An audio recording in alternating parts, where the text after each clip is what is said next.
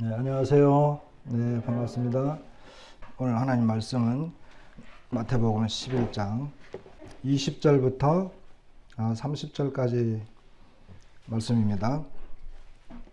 서로 교독을 하고 이 본문을 읽어보겠습니다. 20절을 제가 먼저 읽을게요.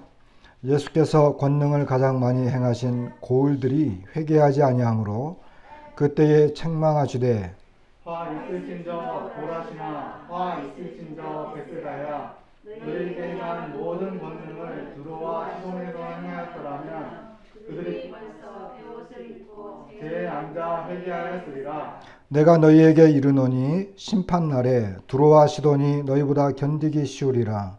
가버나움아 내가 하늘에까지 높아지겠느냐 음부에까지 낮아지리라. 내게 행한 모든 권능을 소돔에서 행하였더라면 그 성이 오늘까지 있었으리라. 내가 너희에게 이르노니 심판날에 소돔 땅이 너보다 견디기 쉬우리라 하시니라. 그때 예수께서 대답하여 이르시되 천지의 주제이신 아버지여 이것을 지혜롭고 슬기 있는 자들에게는 숨기시고 어린아이들에게는 나타내심을 감사하나이다. 옳소이다. 이렇게 된 것이 아버지의 뜻이니이다. 내 아버지께서 모든 것을 내게 주셨으니 아버지 외에는 아들을 아는 자가 없고 아들과 또 아들의 소원대로 계시를 받는 자 외에는 아버지를 아는 자가 없느니라. 수고하고 무거운 짐진 자들아 다 내게로 오라. 내가 너희를 쉬게 하리라. 나는 마음이 온유하고 겸손하니 나의 멍에를 메고 내게 배우라. 그리하면 너희 마음이 쉼을 얻으리니 이는 내 멍에는 쉽고 내 짐은 가벼움이라 하시니라. 30절까지의 본문입니다. 오늘 이 말씀의 제목은 앞에 나와 있는 부분과 뒤에 있는 부분을 이렇게 해서 심판과 안식 이렇게 잡아봤습니다. 오늘 말씀의 이제 주제는 아마 진정한 안식은 예수님을 통해서 온다 이렇게 아마 될 것입니다. 만약 여러분들에게 무엇이든지 할 수 있는 모든 전권이 주어졌다 그러면 여러분 그 전권을 어떻게 사용하시겠습니까? 여러분들이 집이든 직장이든 심지어 이 나라든 여러분들이 마음대로 할 수 있는 전권이 여러분 개인에게 주어졌다 그러면 여러분들은 어떻게 다스릴 수 있겠습니까? 그런 일은 죽었다 깨나도 생기지 않으니까 아예 질문하지 마십시오. 그렇지만 사소한 부분에 있어서 우리는 이것을 할 수 있어요. 그죠? 뭐 가정이라든지 직장에서 직장 사장님이 되면 정권이 나한테 있잖아요. 담임 선생님은 자기에게 정권이 있을 것이고 어쨌든 정권이 주어진다면 여러분들은 어떻게 다스릴 수 있겠습니까? 우리가 요즘에 바이블 타임에 사무엘하를 읽고 있는데 다윗이 정말 그 모든 고난과 어려움을 겪고 난 다음에 드디어 왕이 되었습니다. 다윗이 이제 왕이 되었어요. 유다 지파 사람들이 다윗을 왕으로 세웠습니다. 예루살렘에 들어가서 이제 모든 이스라엘 백성들이 다윗 만세를 외치면서 다윗을 왕으로 세웠어요. 그죠?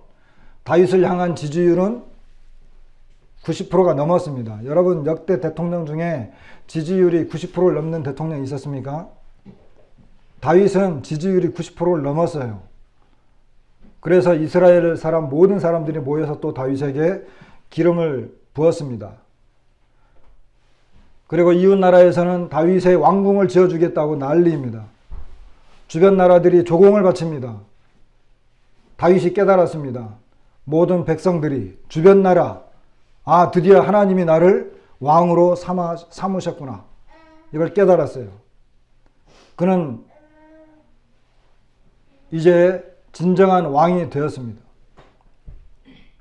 그런데 그가 왕이 되어서 이제 나라를 다스리는데 어떻게 다스렸습니까?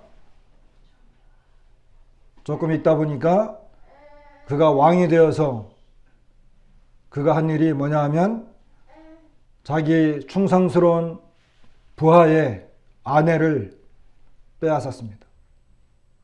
그리고 간음을 저질렀고, 그리고 그 충성스러운 용사는 살인을 죽였어요. 전쟁 최전방에 보내서. 그래서 다윗은 그 당시에 헌법상 탈취를 한다든지, 그 다음에 간음을 저지른다든지, 살인을 하면 어떻게 됩니까? 어떻게 됩니까, 여러분? 그 당시 헌법으로 바로 그 자리에서 돌로 쳐 죽여야 되는 그와 같은 중범죄를 저질렀어요. 왕이 되어서 그는 정말 폭력적인 방법으로 이를 저질렀습니다. 여러분, 이와 같은 사람이 왕이 되면 됩니까? 안 됩니까? 지금 우리나라는 어떻습니까? 새로운 대통령이 생겼죠. 그죠? 새로운 대통령이 생겼어요. 그런데 이 대통령이 앞에 직책이 뭐죠? 검찰총장이에요. 검찰총장이 이제는 대통령이 된 거예요. 그리고 그의 가장 최측근이 뭐가 됐죠? 법무부 장관이 되었어요. 법무부 장관이 되어가지고 한마디 외쳤습니다. 법을 무서워해야 할 사람은 범죄자들 뿐이다. 이렇게 한번 외쳤어요. 그러면서 이제 뭐 이렇게 그 몇 가지 이제 들춰내겠다고 막 하는 거예요. 우리나라의 행정부가 바뀌었죠. 대통령이 바뀌면서. 그러니까 이제 이 나라를 다스리고 이끌어가는 방법도 달라지는 거예요. 북한을 대하는 태도, 경제를 대하는 태도, 코로나 사태를 해결하는 태도, 그리고 법 집행을 하는 태도, 법을 뭐 앞에 정권에서 어떤 법을 없앴는데 이제 그 법을 다시 세우겠다. 이런 것들이 이 정권이 바뀌면서 마음대로 하는 거예요. 여러분, 어떤 사람이 우리나라를 어떤 왕이 또는 어떤 대통령이 그 나라를 다스리는 것이 좋겠습니까? 다윗처럼? 오늘 말씀의 내용 전체적인 부분 중에 하나가 뭐냐 하면 이제 중간에 나오는 부분이지만 천지의 주제이신 아버지 하나님께서 그의 모든 정권을 누구에게 맡기셨죠? 바로 그 아들에게 맡겼습니다. 이제 그 아들이 이 땅에 오셔서 그 전권을 이제 어떻게 사용하느냐가 오늘의 내용입니다. 여러분, 예수님은 하나님의 아들이십니다. 그는 천지의 주제이신 아버지를 향해서 뭐라고 이야기하느냐면 천지의 주제이신 아버지여 이렇게 이야기하고 그 다음에 내 아버지께서 모든 것을 내게 주셨으니 이렇게 이야기해요. 그러니까 예수님께서는 천지를 주재하시는 주권자 되시는 아버지로부터 모든 전권을 위임받은 왕으로 오셨어요. 이제 그 예수님이 왕으로 오셔서 그 백성을 어떻게 다스렸을까요? 율법을 들고 다니면서 저 사람 율법을 어겼네? 그리고 백성들이 뭐 잘못한 거 있으면 정죄하고 그리고 하나님 앞에 뭐 잘못한 거 있으면 바로 잡아다가 사형시키고 중범죄자를 잡아다가 옥에 가두고 뭐 이런 식으로 했을까요? 아니죠. 그렇게 한 부류들이 있어요. 그렇게 한 부류들. 누구죠? 율법학자들이었어요.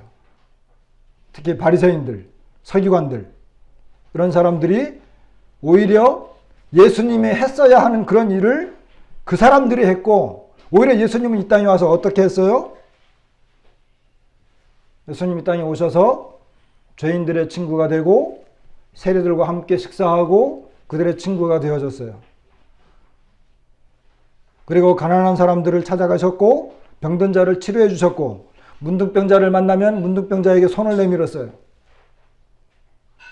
그 당시에 사람들에게 멸시받고 조롱받는 사람들의 친구가 되어 주셨고 그들과 함께 다녔어요. 이제 좀 더 본문을 더 읽어나가면 이 마태복음 12장에 가면 안식일에 밀밭 사이로 가시면서 제자들이 배가 고프니까 이삭을 잘라 먹었어요.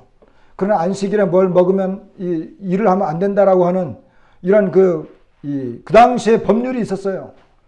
근데 예수님은 배고픈 사람은 밥을 먹어야지. 그리고 좀 더 읽어보면은 그 회당에 가보니까 한쪽 손 마른 사람이 있었어요. 근데 안식일이라고 해서 그 사람을 고칠 수 없느냐? 그게 아니었어요. 예수님은 안식일에 그런 사람을 자유롭게 해주고 그 병을 치료해 주셨어요. 그러니까 예수님께서 이 땅에 정권을 쥐고 오신 왕으로 오셨는데 예수님의 행동과 그분의 통치 방법은 어렵고 불쌍하고 죄 중에 있고 멸시받는 고통스러워하는 사람들, 이와 같은 사람들의 친구가 되어주고 그들의 짐을 대신 져주는 그와 같은 방법으로 예수님이 통치하신 거예요.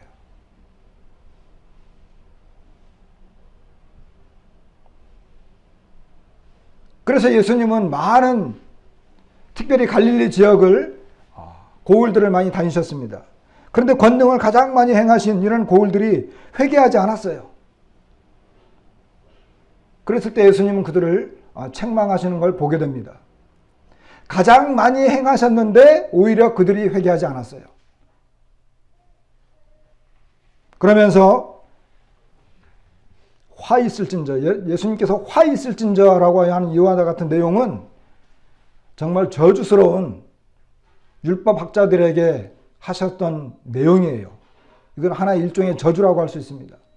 화 있으라, 복 받을 자요 이렇게 하지 않고 화 있을진저 이렇게 이야기했습니다. 그런데 그것이 바로 고라신과 벳세다입니다.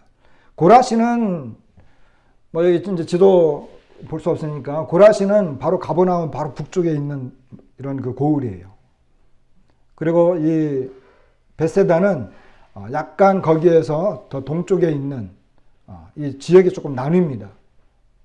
빌리비다스리던 이쪽 지역 같은데 벳세다 그쪽 지역에서 예수님은 많은 기적을 행했죠. 사람들을 먹여 살리기도 하고 많은 사람들을 고쳐주셨어요. 그런데 그들이 회개하지 않으니까 그들에게 저주하는 이런 모습을 보게 됩니다. 그러면서 두로와 시돈, 두로는 그 갈릴리 지역에 저쪽 해안가 쪽으로 그 지중해 쪽으로 쭉 올라가 가지고 두로가 있고 시돈이 있어요. 이방 땅입니다. 예수님 그쪽까지 가신 적이 있어요. 시돈 땅에 가셔서 그 귀신 들린 여인을 그 딸을 고쳐주신 일도 있고 그렇습니다. 그런데 거기에 가서 이런 것들을 했다라고 한다면 그들은 벌써 회개했을 것이다. 가버나움아, 내가 하늘에까지 높아지겠느냐? 음부에까지 낮아지리라.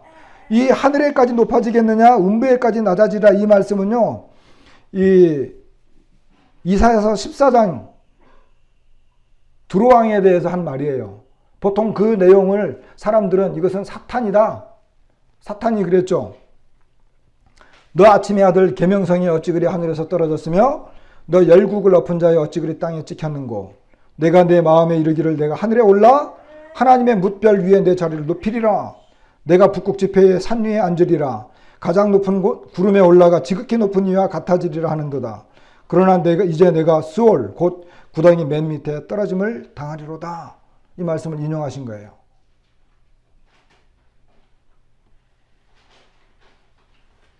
그러면서 내가 너희에게 했던 이와 같은 것들을 소돔성에 했다라고 한다면 소돔이 오늘까지 있었을 거예요. 소돔은 이미 멸망당한 도성이잖아요. 그러면서 하시는 말씀이 뭐냐면 심판날에 소돔 땅이 너보다 견디기 쉬우리라. 심판날에 두로와 시돈이 너희보다 견디기 쉬우리라. 이것은 심판이 반드시 있다는 말이고 그리고 그 심판의 가중치는 권능을 가장 많이 행했던 그 지역들이 더 큰 심판을 받을 것이다 라고 하는 것입니다. 여러분 조건이 좋으면 하나님의 기적을 많이 보면 사람들이 그래요. 하나님의 기적을 보면 뭔가 특별한 것을 보면 어떤 능력을 보면 믿겠다고 하는데 다 거짓말이에요. 그렇게 해서 믿어지는 게 아닙니다.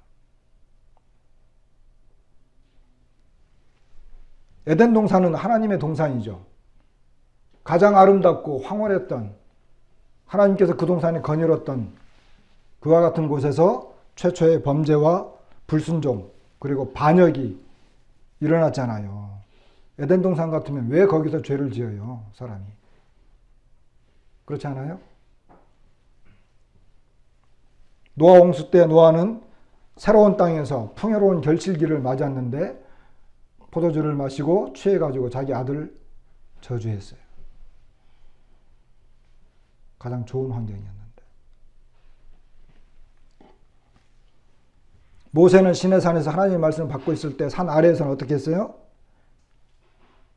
우상 숭배가 일어나고 있었습니다. 아니, 위에서는 하나님의 말씀을 받고 가장 거룩한 자리에 있었는데 바로 그 밑에서는 우상 숭배가 일어나고 있었어요. 이스라엘은 하나님의 모든 기적과 능력을 보고 애굽을 탈출한 이후에 가나안 땅에 들어왔죠. 하나님께서 그곳에서 모든 것을 그들에게 주었지만 가나안 땅에서, 그 풍요로운 땅에서 그들은 여전히 우상 숭배를 하고 하나님을 떠나게 됩니다. 고린도 교회는 모든 일, 곧 언변과 지식에 풍족했고 모든 은사에 부족함이 없었습니다. 그럼에도 불구하고 고린도 교회는 분열과 가장 타락한 교회 중에 하나가 되었습니다. 라오디게아 교회는 스스로 부자라 부족한 것이 없다, 그렇게 말했지만 주님 보시기에는 곤고한 것과 가련한 것과 가난한 것과 눈먼 것과 벌거벗은 것을 알지 못한 교회였습니다. 여러분, 가장 좋고 풍족하고 행복한 그곳에 하나님을 반역하고 떠나는 불순종이 일어나요. 오늘 우리 어떤 자매가 오늘 간증을 했는데 보세요. 부모님이 예수님을 믿으면 자녀가 예수님을 더 잘 믿을 것 같죠? 다 그렇지 않습니다. 저는 저희 자녀들을 갖고 있지만 저희 자녀들 또한 장담할 수 없습니다. 한 번씩 교제해 보면 앞이 깜깜해요. 우리 모임은 정말 사랑스러운 모임입니다. 사랑과 말씀이 있고 예배가 살아있다라고 말할 수 있어요. 일반 교회에 비해서. 그럼 우리 교회에 있으면 저절로 다 신앙생활이 보장됩니까? 저는 우리 교회에서 떠나간 사람들을 수도 없이 봤어요. 여건이 좋다고 해서, 능력이 많다고 해서, 말씀이 좋다고 해서, 예배가 있다고 해서, 모든 것이 갖춰졌다고 해서 여러분들의 신앙을 보장할 수 없다는 것입니다. 예수 그리스도께서 이 땅에 오셔가지고 하나님의 놀라운 말씀과 그 놀라운 축복들, 예수님이 땅에 오셨을 때 예수님 주변에 있던 많은 사람들이 얼마나 큰 축복을 받았습니까? 그리고 하나님의 복음은 얼마나 많이 퍼져나갔습니까? 예수 그리스도의 희생과 사랑은 가장 큰 축복을 우리에게 안겨준 하나님의 복음입니다. 그럼에도 불구하고 사람들은 이 복음을 거절합니다. 히브리서 기자는 히브리서 10장에서 이런 말씀을 합니다. 잘 아는 내용이지만 우리가 진리를 아는 지식을 받은 후 짐짓 죄를 범한 즉 다시 속죄하는 제사가 없다. 오직 무서운 마음으로 심판을 기다리는 것과 대적하는 자를 태울 맹렬한 불만이 있으리라. 모세의 법을 패한 자도 두세 증인으로 말미암아 불쌍히 여김을 받지 못하고 죽었거든 하물며 하나님의 아들을 짓밟고 자기를 거룩하게 하는 언약의 피를 부정한 것으로 여기고 은혜의 성령을 욕되게 하는 자가 당연히 받을 형벌은 얼마나 더 무겁겠느냐 너희는 생각하라. 원수 갚는 것이 내게 있으니 내가 갚으리라 하시고 또다시 주께서 그의 백성을 심판하리라 말씀하신 것을 우리가 안다. 여기 하나님의 아들을 짓밟고 자기를 거룩하게 하는 언약의 피를 부정하는 것으로 여겼고 은혜의 성령을 욕되게 하는 자가 당연히 받을 형벌 얼마나 더 무겁겠느냐 이렇게 말씀하세요. 하나님의 복음은 우리에게 놀라운 축복을 가져다 주지만 이렇게 귀하고 아름다운 복을 받으면서도 하나님을 부정한다고 한다면 그 부정에 대한 대가는 본인이 받는다라고 하는 것입니다.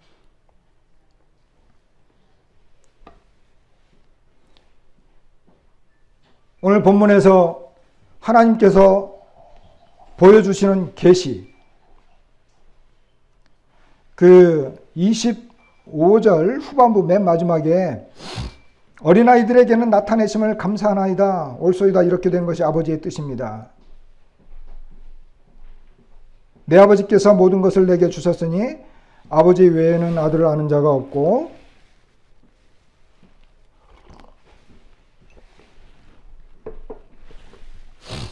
아들과 또 아들의 소원대로 계시를 받는 자 외에는 아버지를 아는 자가 없느니라. 여기 27절 후반부에 아들과 또 아들의 소원대로 계시를 받는 자가 나오잖아요.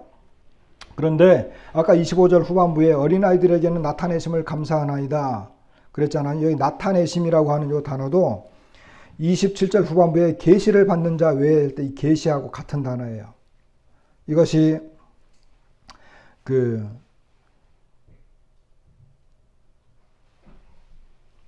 아포칼립토라고 하는 단어입니다. 그래서 25절 후반부에 지혜롭고 슬기로운 자들에게는 숨기시고 어린아이들에게는 계시하심을 감사하나이다 이렇게 말할 수 있습니다. 그런데 이 계시는 누구에게 있다고요? 하나님께서는 자신의 뜻을 보여줄 사람들이 있고 보여주지 못할 사람들이 있어요. 하나님께서 숨기시기도 하고 나타내시기도 하십니다. 그런데 어린아이들에게 나타내심을 감사하다라고 주님 말씀하셨어요. 어린아이들은 어떤 사람들입니까? 여기 지혜롭고 슬기 있는 자들과 대조되는 사람들이죠. 어리석고 어린아이들은 그 당시에 외면당하고 무시당하는 이런 사람들이었습니다. 그런데 하나님께서는 오히려 그러한 사람들에게 하나님의 복음을 드러내셨어요. 예수님께서 아무리 이야기해도 알아먹지 못하니까 어찌하여 내 말을 깨닫지 못하느냐. 이는 내 말을 들을 줄 알지 못하느로다. 들어도 듣지 못하는 사람들이 있어요.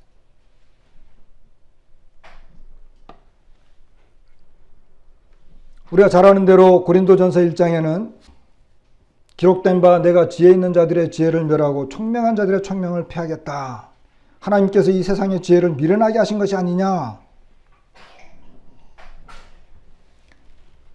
형제들아 너희를 부르심을 보라. 육체를 따라 지혜로운 자가 많지 아니하며 능한 자가 많지 아니하며 문벌 좋은 자가 많지 아니하도다. 그러나 하나님께서 세상의 미련한 것들을 택하사 지혜 있는 자들을 부끄럽게 하려 하시고 세상의 약한 것들을 택하사 강한 것들을 부끄럽게 하려 하시며 하나님께서 세상의 천한 것들과 멸시받는 것들과 없는 것들을 택하사 있는 것들을 폐하려 하시나니 이는 아무 육체도 하나님 앞에서 자랑하지 못하게 하려 하십니다. 이것이 하나님의 뜻입니다.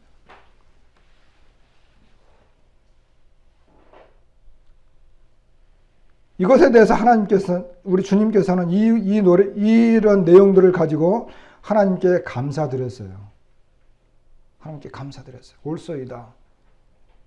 이것이 아버지의 뜻이니다라고 이렇게 됐지만 많은 번역본들에는 그렇습니다. 아버지 참으로 이것이 당신 앞에 기쁘신 일이었습니다. 아버지께서 기뻐하시는 뜻입니다. 이렇게 이야기한 거예요. 그러니까 이 계시의 주권자 되시는 분은 바로 아버지예요. 여러분 복음이 뭡니까? 복음은요 단순히 내가 이제 천국 가게 됐어요. 지옥 안 가고 천국 가게 됐어요. 내 죄가 사해졌어요. 이것만을 말하는 것이 아니라고 여러 번 이야기했죠. 유앙겔리온이라고 하는 이 복음이라고 하는 단어 자체는요. 옛날에 어떨 때 쓰여졌느냐 하면 이 복음서에 와서 복음이라고 하는 단어가 이렇게 표현되긴 했지만 원래 이 복음이라고 하는 단어가 일반적으로 통용되는 건 뭐냐 하면 왕이 전쟁에 나갔는데 승리했다. 우리나라가 이겼다. 이런 의도. 그리고 그 왕이 이제 돌아왔다. 그리고 누가 병들었는데 누가 이렇게 그 의사가 왔다라고 하는 이럴 때에 쓰이는 단어예요. 그러면 신약 시대에 와서 진짜 복음은 뭡니까? 그 당시에 율법과 저주 아래 허덕이고 굶주리던 그리고 이 이방 나라에 의해서 침탈을 당해가지고 억압당하던 그 백성들을 위한 누가 왔다? 왕이 왔다는 거예요. 이게 복음이었어요. 우리들에게는 뭡니까? 우리들의 아버지가 사탄이었어요. 우리들의 왕이 사망이었어요. 왜냐하면 이 사망이 우리를 지배하고 있던 왕이었어요. 그런데 생명의 근원 되시는 왕이 오신 거예요. 그 왕이 오셨다라고 하는 그 자체가 복음인 거예요. 제가 말씀을 드리지만 그 왕이 우리를 사망의 굴레에서 그리고 율법의 저주에서 해방할 수 없는 왕이라고 한다면 복음이 아니에요. 그러나 천지의 주제이신 아버지로부터 모든 전권을 위임받은 진짜 왕, 그분이 오신 거예요. 그분은 우리를 죽음에서 건져낼 수 있고 사망을 패하시고 부활하신 분이시고 우리를 모든 죄로부터 율법의 저주로부터 해방할 수 있는 유일하신 왕, 그분이 오셨다는 거예요. 능력이 없는 왕? 아닙니다. 모든 능력을 갖고 계신 그 왕이 오셨다는 거예요. 그러니까 복음인 거예요. 다만 내가 그 왕의 능력과 행한 일과 그분이 이루신 일에 대해서 내가 어떻게 반응할 것이냐. 내가 그분을 나의 주님으로 왕으로 삼고 그분을 섬길 것이냐, 아니면 그분을 보면서도 권능을 아무리 행하면 행할수록 오히려 나는 그분을 떠나고 반대할 것이냐. 여기 앞에 있는 사람들은 반대했어요. 믿지 않았어요. 회개하지 않았다라고 하는 것은 그 왕을 받아들이지 않았다는 뜻이에요. 그럼 우리의 자세는 달라야죠, 이제. 그것이 바로 복음의 내용입니다. 그래서 하나님께서 이 땅에 그 아드님을 보내셔서 진짜 왕이 오셨을 때 그 왕을 받아들이는 사람들이 있었어요. 그런 사람들이 누구냐 하면 바로 어린아이들과 같은 사람. 이 어린아이들과 같은 사람은요, 그 뒤에 나오는데 수고하고 무거운 짐진 자들이었어요. 왜 그런지를 보고 오늘 말씀을 마치겠습니다. 28절에 우리 주님은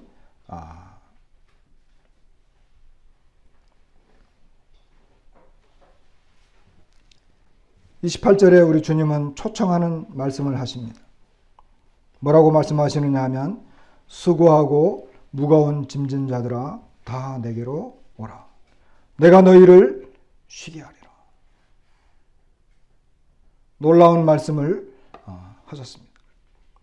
그 당시에 예수님은 수고하고 무거운 짐을 지는 사람들이 어떤 사람들을 잘 알았어요. 마태복음 23장에 보면 그러므로 무엇이든지 그들이 말하는 바는 행하고 지키되 그들이 하는 행위는 본받지 말라. 그들은 말만 하고 행하지 아니하며 또 무거운 짐을 묶어 사람의 어깨에 지우되 자기는 이것을 한 손가락으로도 움직이려 하지 아니하며. 그래서 어떤 사람들이 말은 했지만 행하지 않고 사람들에게 무거운 짐을 어깨에 쥐어서 자기는 전혀 움직이지 않는 그런 사람들이 있었습니다. 그게 바로 율법 아래에 있던 사람들이었습니다. 사도행전에서 율법 문제가 일어났을 때 사도행전 15장에 보게 되면 이제 사도들이 이렇게 이제 결론을 냅니다. 그런데 지금 너희가 어찌하여 하나님을 시험하여 우리 조상과 우리도 능히 매지 못하던 멍에를 제자들의 목에 두려느냐. 여기 우리 조상과 우리도 능히 매지 못하던 멍에를 제자들의 목에 두려느냐. 이와 같은 말씀을 우리가 볼 수 있습니다. 율법은 그 당시 주류를 이루던 가르침이었고 법이었습니다. 그러나 율법은 우리에게 무거운 멍에였고 율법은 그들에게 너무나 감당하기 어려운 짐이었습니다. 그것을 예수님께서 잘 알고 계셨습니다. 사도 요한은 예수님의 계명을 이야기하면서 이렇게 말씀합니다. 하나님을 사랑하는 것은 이것이니 우리가 그의 계명들을 지키는 것이라. 그의 계명들은 무거운 것이 아니로다.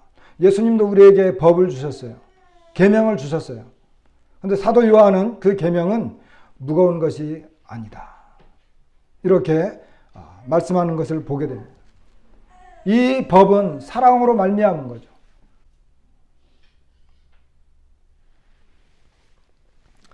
자, 그 뒷부분들은 단어 공부를 좀 하면서 좀 살펴보도록 하겠습니다. 예수님께서 이렇게 초청을 했죠. 초청을 해놓고 예수님께서 자기 자신을 설명을 합니다. 나는 마음이 온유하고 겸손하니 나의 멍에를 메고 내게 배우라. 그리하면 너희 마음이 쉼을 얻으리라. 이렇게 이야기했어요. 여러분 여기 처음에 나는 마음이 온유하다 이렇게 말씀하고 계세요. 여러분 이 온유가 뭘까요? 온유. 자, 요 단어 공부를 좀 해볼게요. 제가 살펴본 이 단어들은 대체적으로 이제 바이블 렉스라고 하는 단어장이 있습니다. 사전인데 여기에서 이제 찾아본 것이니까 좋은 사전이에요. 여러분들 기회가 되면 요 바이블 렉스라고 하는 사전을 구입하셔서 성경 공부할 때 하면 좋습니다. 율법은 함께 할 때 거칠고 억압적이며 잘 못하면 정죄하고 죄에 대해서 잔인하고 가혹하지만 주님은 겸손하시고 친절하십니다. 즉 사랑으로 함께 하십니다. 파라위스, 온유가 파라위스인데 이 개념은 고상한 마음을 가진 사람, 즉 모욕을 받고도 화를 내지 않는 현인, 재판에 임하여 인정받는 재판관, 나라를 다스림에 있어서 자비로운 왕 등이 지닌 성격의 특징을 말하는 단어입니다. 구약에도 이 단어가 나오긴 하는데 구약에서 이 가난한 사람들은 토지 재산이 없는 사람을 말하거든요. 왜 토지와 재산이 없느냐?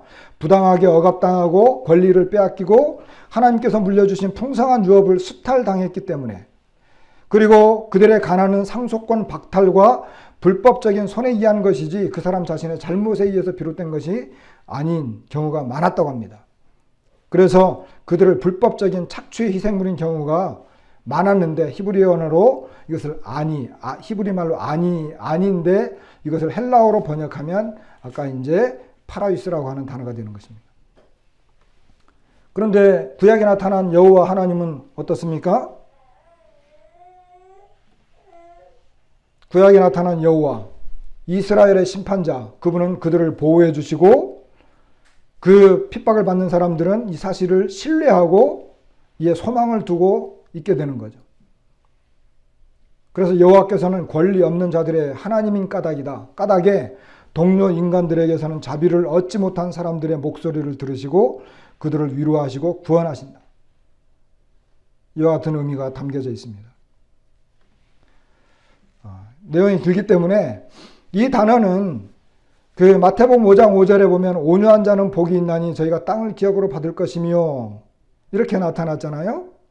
그리고 이제 5장 3절에는 가난한 자, 여기 가난한 자는 온유한 자에 해당하는 그 히브리어로 신약 성경을 번역했을 때 가난한 자와 온유한 자가 다 같이 아니라고 하는 단어예요. 그리고 이 단어는 가난한, 억압받는, 괴로움 당하는, 비천한, 그리고 낮은, 겸손한 이와 같은 것을 뜻하는 단어입니다.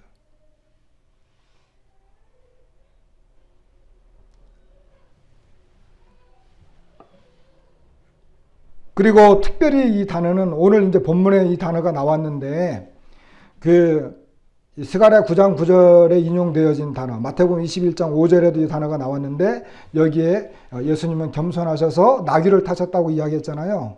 그죠? 예수님 겸손하셔서 나귀를 타셨다. 왜 예수님 겸손한 사람이 나귀를 탔죠? 여러분 진짜 왕이라면 뭘 타고 들어와야 돼요? 네, 말 중에서도 제일 힘이 세고 위풍당당한 말을 타고 통치자로 들어왔겠죠. 근데 예수님은 어떻게 들어왔어요? 나귀 타고 들어오신 거예요. 그것도 새끼 나귀. 이것이 바로 겸손이라고 하는 거예요.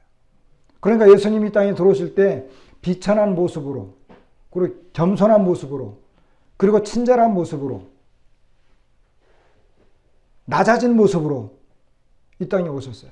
그러니까 예수님께서 이 땅을 다스리기 위해서 예루살렘을 입성했는데, 왕으로 입성했는데 그분의 통치 방식은 어땠겠어요? 분말을 타고 위풍당당하게 들어온 사람처럼 다스렸을까요? 아니면 우리처럼 연약한 사람들을 만나고 백성들과 함께 호흡하고 불쌍한 사람들을 도와주고 연약한 사람들의 위로자가 되어주고 이런 방식으로 다스렸을까요? 당연히 후자겠죠. 그러니까 이 왕의 통치 방식이 그 앞에 있는 여러 백성들의 생각과 달랐어요. 이것이 바로 온유라고 하는 단어의 의미입니다. 그래서 루터는 메시아를 자신의 권리를 주장할 방도도 없고 궁극적으로는 갖가지 불의의 순환을 당했던 거지 왕으로 보았다. 그러나 그는 십자가로 통치하고 통치 방법은 온유이다. 이렇게 이야기했다고 합니다. 아까도 말씀을 드렸지만 12장에서 안식일에 굶주리고 있는 사람에게 먹도록 하고 병중에 고통받는 사람을 치료해 주셨죠. 안식일에 아무것도 하지 않고 오히려 사람을 정죄하는 바리새인들과는 전혀 다른 모습의 주님이었습니다. 연약한 사람들을 대하시는 온유하신 주님의 아름다운 모습. 죄인들의 친구이고 세리와도 가깝게 지냈고 19절에서 예수님은 사람을 가리지 않고 어린아이들을 영접해 주셨고 죄 많은 창녀와 간음 중에 붙잡힌 여인을 용납해 주셨습니다. 문둥병자를 만지시고 치료해 주셨고 주님은 이 모든 죄인들과 죄로 말미암아 저주받았다고 여겨지는 자들을 사랑으로 대해 주셨습니다. 이것은 그들과 함께 하시는 분임을 드러내셨습니다. 율법을 고수했던 바리새인들은 정죄하고 비판하고 저주하기를 주저하지 않았지만 그리고 그들은 과부와 고아와 어린아이들을 무시했고 탈취했죠. 자신들의 종교적인 관행을 어기면 여지없이 정죄하고 저주했습니다. 아까 본 것처럼 무거운 짐을 백성들에게 지우고 손가락 하나 까딱하지 않는 자들이고 고통을 주는 자들이었습니다. 그런데 온유하신 우리 주님, 비천해지신 주님이죠. 예수님과 율법적으로 의를 추구하는 바리새인들과 대조적으로 달랐습니다. 그러니까 예수님께서 나는 마음이 온유하다 이렇게 말씀하신 것입니다. 겸손에 대한 단어도 좀 살펴보겠습니다.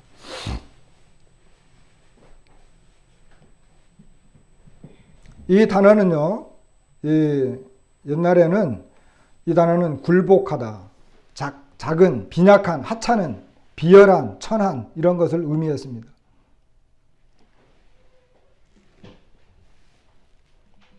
하나님은 외적으로나 내적으로 억압받는 자들을 높이시고 낮은 자들을 하감하시는 것이 하나님의 영원한 속성이다. 하나님은 그들의 기도를 멸시치 않으시고 메시아는 온유한 자들을 위해 공의를 세우시고 억압받는 자들에 대해서는 심판을 선언하신다. 여호와께서는 시온을 억압받는 자들을 위한 피난처로 삼으셨다. 이사야 49장 13절에 이런 말씀이 있어요. 하늘이여 노래하라, 땅이여 기뻐하라, 산들이여 즐거이 노래하라. 여호와께서 그의 백성을 위로하셨은즉 그의 고난당한 자를 긍휼히 여길 것입니다. 여기 위로하시고 고난당한 자를 긍휼히 여기시는, 그렇기 때문에 기뻐하고 즐거이 노래하는,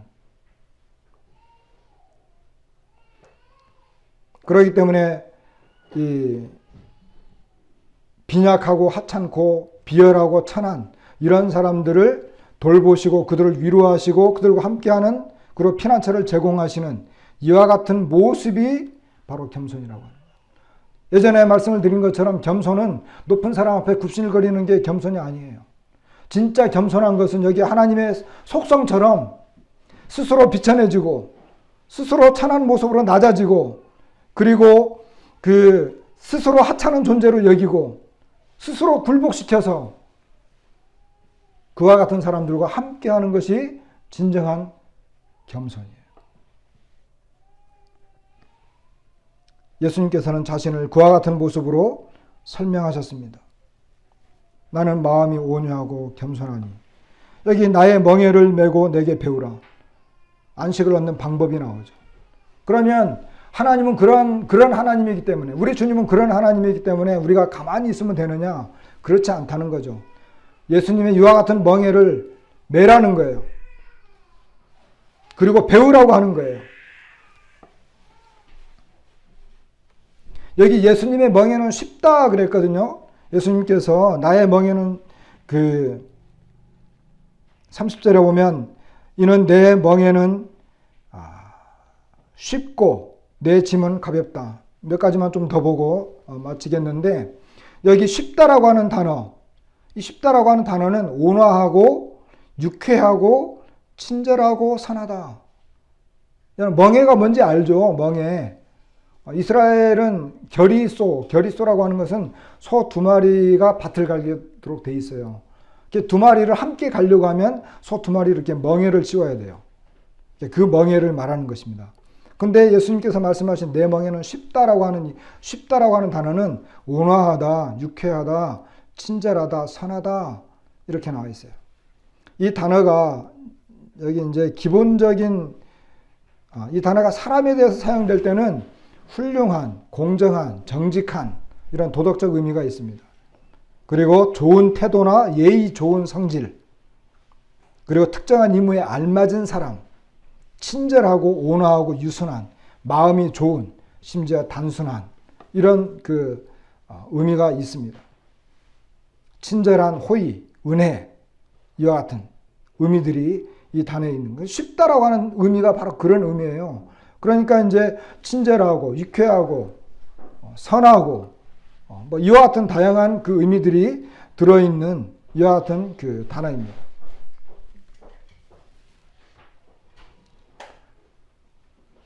특별히 11장 30절에 나와 있는 이 쉽다라고 하는 단어는 그리스도의 친절을 나타낸다라고 사전에는 설명이 되어져 있어요.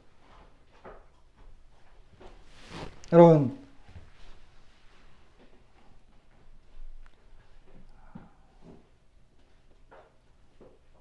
장거리 여행을 가는데 비행기를 탔어요. 여러분 여기서 이제 이스라엘 순례 여행을 가는데 옆에 전혀 낯선 사람이 탔어요.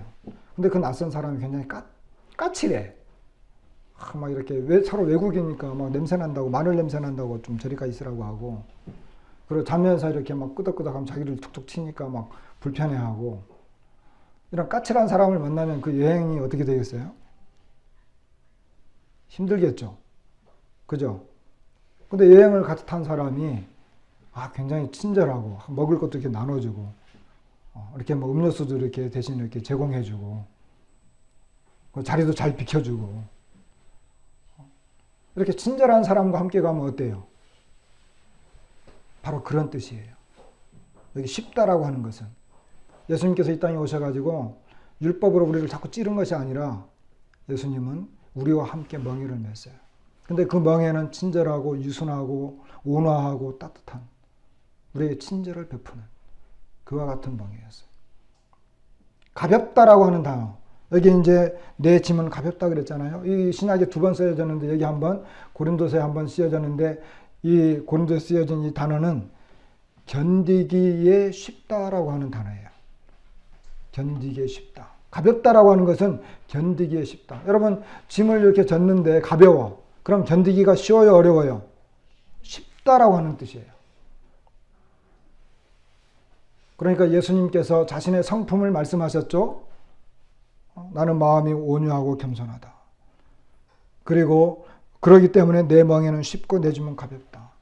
우리를 다스리러 오신 이 왕 되신 예수님은, 그리고 실제 이스라엘 땅에 오셨던 이 예수님은 그들 백성들 가운데 그러한 모습으로 나타나셨어요. 그러니까 다 오라는 거예요. 여러분, 예수님께로 오면 예수님 괴롭히겠다는 거예요? 아니에요. 나에게 와라는 거예요. 왜? 난 너에게 친절하다. 난 너희들에게 이렇게 자비를, 긍휼을 베푸는 자다. 나와 함께 가면 쉬워. 이 길이 쉬운 거야. 여러분, 우리가 예수님과 함께 이제 하늘나라를 가고 있습니다. 여전히 예수님은 우리의 왕이에요. 우리는 어쩔 수 없이 예수님과 함께 멍에를 매야 돼요. 여러분들이 세상에 나가서 세상의 짐을 세상 사람들과 함께 멍에를 매보세요. 세상이, 제가 말씀드렸죠. 세상이 요구하는 것도 죽도록 충성하라예요. 그죠? 예수님도 요한계시록에 오면 죽도록 충성하라 요구해요. 똑같은 왕이기 때문에 똑같이 요구해요. 근데 세상이 나와 함께 가게 되면 세상이 나에게 메우는 이 멍에와 짐은 어떤 거예요? 정말 힘들고 지치고 무거워요. 고통스러운 거예요. 근데 예수님은 그렇지 않다는 거예요. 그분은 우리에게 친절하고 상냥하고, 그리고 내가 무거울 때 그분이 대신 져줘요. 지금 그걸 말씀하는 거예요. 주님 나라에까지 우리가 가면서 주님이 수고하고 무거운 짐진 자들아 다 내게로, 내가 너희를 쉬게 하리라. 내가 너희를 쉬게 하리라. 여기 내가 너희를 쉬게 하리라. 그리고 너희 마음이 쉼을 얻으리니, 너희 마음이라고 하는 것은 우리 영혼을 말하는 거예요. 영혼, 우리 마음. 마음 편하게 가십시다. 누구와 함께? 주님과 함께. 그러니까 예수님 오라고 하는 거예요. 우리가 예수님을 믿을 때 믿고 이제 함께 천국을 가잖아요. 그래서 성경 말씀을 보고 예수님을 배워나가고 있어요. 예수님은 어떤 법적인 분이 아니에요. 뭐 성경 공부를 열심히 해서 이렇게 성경이 어떤 교리적인 분이 아니에요. 그분은 인격적이고 우리와 함께 하시는 분이고 그분은 가장 온화하고 유순하며 겸손하시고 우리에게 친절히 대해주는 분이에요. 실제로 그렇게 하셨어요. 그리고 지금도 우리에게 마찬가지예요. 그리고 우리가 어떠한 짐을 지고 가고 있는지 예수님이 아세요. 그러니까 수고하고 무거운 짐진 자들아 내게로 오라 이렇게 말씀하시는 거예요. 우리는 주님 믿고 구원받았죠. 그러나 여전히 우리가 이 세상에 나가면 힘들어요. 세상과 보태서 그들과 함께 가려고 하지 말고 여기 오늘의 말씀의 주인공인 우리 주님과 함께 가시는 것입니다. 이와 같은 것들로 우리가 서로 위로하고 격려하면서 주님을 의지하고 우리 주님 참 좋은 분이잖아요. 이분하고 같이 가는 것입니다. 말씀을 마치겠습니다.